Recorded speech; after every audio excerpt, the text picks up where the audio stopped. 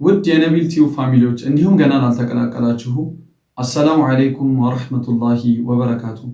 ያው ከሰሞኑን ተጠፋፍተን ነበር። ቢያንስ ለ4 ወራት አካባቢ ከዩቲዩብ ጠፍቼ ነበረ። አልሐምዱሊላህ ረቢል ዓለሚን ለኸይር ነው የጠፋሁት። ኢንሻአላህ በአዳዲስ ቪዲዮዎች እንገናኛለን። እነሆ በአዳዲስ ቪዲዮዎችም ተከስተናል። ከቪዲዮዎቹ መካከል ምንድነው በጣም የምንወደው እንዲሁም ለሰዎች ቅን የሆነ ብሔር፣ ዘር፣ ሃይማኖት ሳይል የሚረዳ ምርጥ ወንድማችን አለ። እሱ ማን ነው? ማስተር አብነት ነው። ማስተር አብነት አሁን ላይ ወደ ውጭ ሀገር ሄዷል። እናም ወደ ኦፕሬሽን ሊገባ ነው።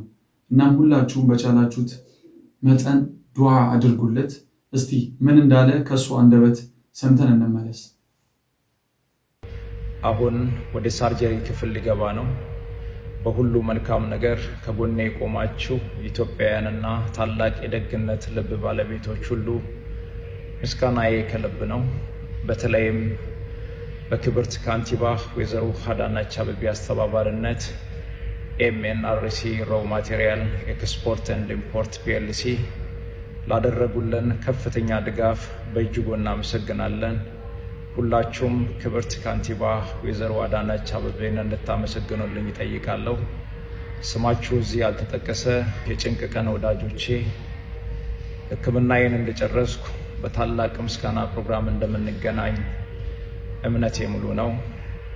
ደጉ የአገሬ ሕዝብ አሁንም በጸሎታችሁ አትርሱኝ። አመሰግናለሁ። ኢንሻአላህ አላህ ሱብሓነሁ ወተዓላ አሽሮክ ይመልስክ ወደ ሀገርክ እንላለን። እንዲሁም ለምስጋናም የሚያበቃክን የሆነ ኃይል ወይም ቁዋ አላሁ ሱብሓነሁ ወተዓላ ይስጥክ። ኢንሻአላህ እንደምናይክ ተሽሎክ እንደምናይክ ተስፋ እናደርጋለን። አላህ ካንተ ጋር ይሁን። ወደ ቀጣይ ቪዲዮ እናልፋለን።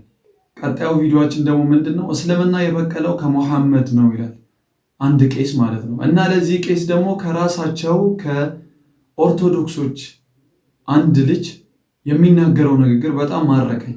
እናም ለዚህ መልስ ደግሞ አንድ የሆነ ወገናችን የመለሰለት መልስ አለ።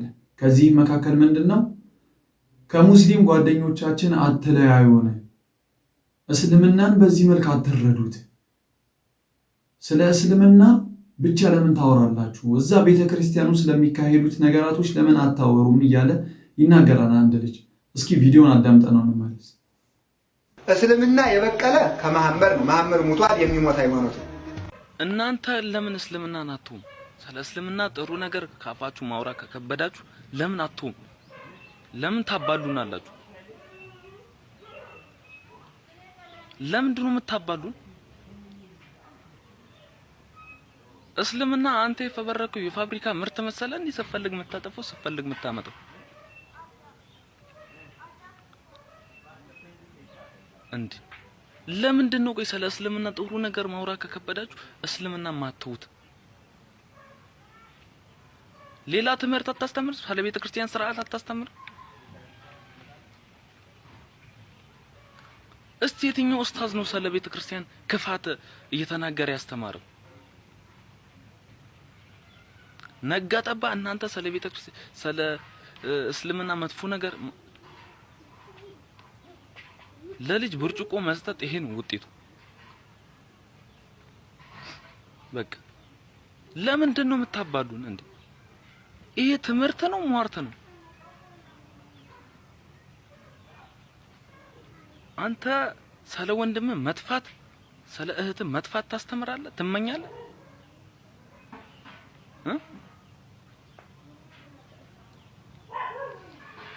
እስልምና እንዲሁ በቀላሉ በዋዛ የመጣ ሃይማኖት አይደለም። እስልምና ብዙ መሰናክሎችን አልፎ ነው ዛሬ የደረሰበት ደረጃ የደረሰው። አወቅሽ ሲሏት የቄስ ሚስቱ መጽሐፍ አጠበቻሉ። ስለ እስልምና ጥሩ ነገር ማውራት ከከበዳችሁ መተው ነው። እየዞራችሁ እኛን አታባሉ። እስልምና ትላንትም አልጠፋም፣ ዛሬም አይጠፋም፣ ነገም አይጠፋም። አንተ ስለ ወንድም ክፋት ስለ ወንድም መጥፋት የምታስተምር መምህር አይደለም። እንግዲህ እንደሰማችሁት ነው። ይህ ወገናችን ምን አለ? እስልምና እንዲህ ዝም ብሎ በዘፈቀደ የመጣ ሃይማኖት አይደለም እያለ እንግዲህ ለራሱ ቄስ እየተናገረ ነው። ስለዚህ እስልምናን ለቀቅ አድርጉ። ስለ እስልምና ከማውራታችሁ በፊት እውቀትን ጨብጡ። እስልምና ምን አለ? እስልምና ውስጥ ምን አለ? እስልምና ምንን ያስተምራል? ከእስልምና ምንን መረዳት እንችላለን የሚለውን በመጀመሪያ አጥኑ። ምክንያቱም እኔ ያደረግኩትን ነገር እየነገርኳችሁ ስለሆነ እኔ በፊት ካፊር ነበርኩ፣ አሁን አልሐምዱሊላህ ሙስሊም ነኝ። አላህ ሱብሓነሁ ወተዓላ ብሎ ደግሞ ብዙ በሂዳያን ላጡ ወይም ሂዳያን ላልተወፈቁ ቤተሰቦቼ እንዲሁም ጓደኞቼ፣ ዘመድ አዝማዶቼ አሁንም ቢሆን እስልምናን እመኝላችኋለሁ። አሁንም ቢሆን ወደ ዲነል ኢስላም ወደ ትክክለኛው ሃይማኖት ኑ እያልኩኝ እጣራለሁ። ምክንያቱም እስልምናን ስትገቡ ነው የምትረዱት። እስልምናን ስታጠኑ ነው ስለ እስልምና የምትረዱት። ዝም ብሎ በዘፈቀደ የመጣ ሃይማኖት አይደለምና ማለት ነው። ለእስልምና መፍትሄ ቁርአንና ሐዲስ መቅራት አለቀ። እንዲሁም ደግሞ በኮምፓራቲቭ ሪሊጅን ላይ የሚሰሩ መጽሐፍቶች አሉ፣ ሰዎች አሉ።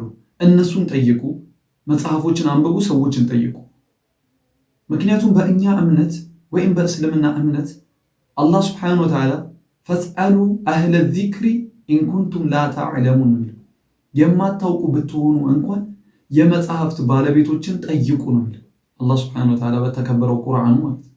ስለዚህ ስለ እስልምና በደፈና የመናገር መብት ማንም የለውም።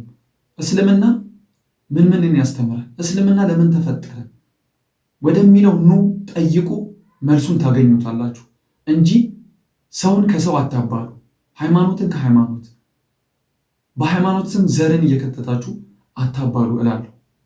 ዳይ ወደ ቀጣይ እስቲ ቪዲዮ እንለፍ። ኡስታዛችን ኑሩ ቱርኪ ስለ ድህነት ይነግረናል። እስኪ አዳምጠነው እንመለስ። ደሃ፣ የደሃ ልጅ፣ ምርደ ደሃ፣ ዘረ ደሃ፣ ድሮም ከደሃ ብሎ ይናገራል። አንዳንዱ ማን ነበር ይሄን ያልከው? እርግጥም ማግኘትም ማጣት፣ ሀብትም ደህነትም ሁለቱም በዚህ ምድር ፈተናዎች ናቸው። ደህነትን ፈልጎ የተወለደ ማንም የለም። ሰዎች ልክ እንደዚህ ድንበር ሲያልፉ አንድ የሚገርመኝ የቁርአን አንቀጽ አለ። ወለው በሰጠ አላሁ ሪዝቀን ሊዒባዲሂ ለበገው ፊል አርድ። የሰው ልጅ አላህ ችሎታውን ርዝቁን ሲሳዩን ሲያደርግለት ድንበር ያልፋል። አዎ ሰዎችን ከመናገር በላይ ድንበር ማለፍ የለም። ግን እንዲህ ያልከው ሰው መሰረትህ ምን ነበር? ጎበዝ ሰው እኮ ወደ ራሱ መሰረት ደግሞ ይመለሳል። ድሆችን መናቁ ማሳነሱ፣ እነሱ አጠገብ ሲመጡ በመሸማቀቁ በእነሱ የተነሳ እኮ የቁርአን አንቀጾች ነው። አበሰ ወተወላ እስቲ በደንብ አድርገህ ከፍተህ ባይሆን በዚሁ አጋጣሚ የምነግርህ ሰዎች ለሐጃቸው ለተለያየ ዱንያዊ ጥቅማቸው እንዲሳካላቸው ከፊሉ ጠንቋይ፣ ከፊሉ ጅኒ፣ ከፊሉ አድባር፣ ከፊሉ ቆሌ ብሎ ያመልካል። አግዙኝ ይላል፣ ከፊሉም ያስቅማል። ምንም አይጠቅምም። ድሆች ሄደ ዱዓቸውን ስትቀበል የተሰበሩ ልቦች መርሐባ ስትል ሐጃ ይወጣል። ከጠንቋዩም ከአድባሩም ከቆሌውም ከጅኒውም እነዚህ ሰዎች የተሰበሩ ልቦች ስለሆኑ በትንሽ ነገር አስደስታቸው ትልቅ ነገር ቤት እንዲገባ ያደርጋሉ። እንደ ኢትዮጵያም ኑሮ እኔ ሚሊዮነር ነኝ ስትል እስቲ ከነፍስ ጋር ሂሳብ ስራና እኔ ሴት ነበርኩ ብለህ ሂሳብ ከሰራ ማንነትን እዛ ላይ ታገኛለህ። ደህንነት በፍላጎት የሚመጣ ሳይሆን አላህ ሱብሓነሁ ወተዓላ ለሁለቱም ለማግኘቱም ለማጣቱም ፈተና ሲያደርግበት ፈተናውን ከሚያልፉት አላህ ያድርግ። አሚን። ኡስታዛችን ፈተናውን ከሚያልፉት አላህ ሱብሓነሁ ወተዓላ ያድርገን። እናውቃለን ድህነት ይኖራል፣ ከዛም አልፎ ሰየጅዐሉ ላሁ በዕደ ዑስሪ ዩስራ ብሏል አላህ ሱብሓነሁ ወተዓላ በቁርአኑና ከችግር በኋላ ምቾትም እንዳለ ነግሮናልና በዚህ ድህነት ውስጥ ሁሌም ልንሄድ አንችልም። ምክንያቱም የሆነ ጊዜ ለውጥ ይመጣል፣ የሆነ ጊዜ ታድላ ይመጣል፣ የሆነ ጊዜ ምቾት ይመጣል። እኛ ሳናስበው በዱዓችን ሰበብ በማድረሳችን አላህ ሱብሓነሁ ወተዓላ ሁሉን ነገር ያሳካልናል። ስለዚህ ከኛ የሚጠበቀው ምንድነው? ሰብር ብቻ እናድርግ። ምክንያቱም ከሰበርን ምንም ነገር የሚያቀተን ነገር የለምና ከድህነትም ተላቀን ሀብታም እንሆናለን። ሀብታም ሆኖ አፊያን ያጣኩ ብዙ ሀብታሞች አሉ። በድህነት ውስጥ ደግሞ ኖረው አፊያን ያካበቱ አሉ። ይህ አይደለም ልዩነቱ። ዋናው ምንድነው? የኢማናችን ጉድለት ወይም የኢማናችን መሙላትና አለመሙላት ነው። ስለዚህ ሀብታምም ሆነን ድሃም ሆነን ኢማናችንን ቀጥ እናድርግ። በአላህ ስብሐነሁ ወተዓላ እንመካ። አላህ ስብሐነሁ ወተዓላ በሚያደርግልን ነገራቶች ወይም በሸርም ይሁን በኸይርም ይሁን እንመን። ለምን? አላህ ሁሉን ነገር ያስተካክልልናልና ወደፊት ማለት ነው። ኖሮን ሀብታሞች ከሆንን ከኛ በታች ያሉንን እንይ። ከኛ በላይ ያሉትን ሀብታሞች ከማየት ይልቅ ማለት ነው። የአሁን ጊዜ ሀብታም ታቹን ሳይሆን የሚያየው ለመሽቀዳደም ብሎ ከላዩ ያለውን ሀብታም ነው የሚያየው። አላህ ስብሐነሁ ወተዓላ ደግሞ ይህንን አይደግፍም። ምክንያቱም መሽቀዳደም ካለብን ወፊ ዛሊከ ፈልየተናፈሲል ሙተናፊሱን ሲል አላህ ስብሐነሁ ወተዓላ በኸይር ነገር መሽቀዳደም፣ በዲን መሽቀዳደም እንጂ እንደዚህ በብር መሽቀዳደም አላህ ስብሐነሁ ወተዓላ አልፈቀደም። ስለዚህ ከኛ በታች ያሉትን እንመልከት። እኛ እዚህ ጋር ስጋ እየበላን እዚህ ጋር ጭራሽ ምግብ የሚያጡ አሉ። እኛ እዚህ ጋር ሽሮ እየበላን እዚህ ከታቻችን ምንም የማይበሉ ጾማቸውን የሚያድሩ አሉና እነሱን እንመልከት እላለሁ። እናም በተቻለ መጠን ዱዓ እናድርግ። አላህ ስብሐነሁ ወተዓላ ሀገራችንን ሰላም ያድርግልን። ኢንሻአላህ በሌሎች ቪዲዮዎች እከሰታለሁ። ካሁን በኋላ አልጠፋም ኢንሻአላህ። እናንተም ከልባችሁ አበረታቱኝ። ከእናንተም ምን ይጠበቃል?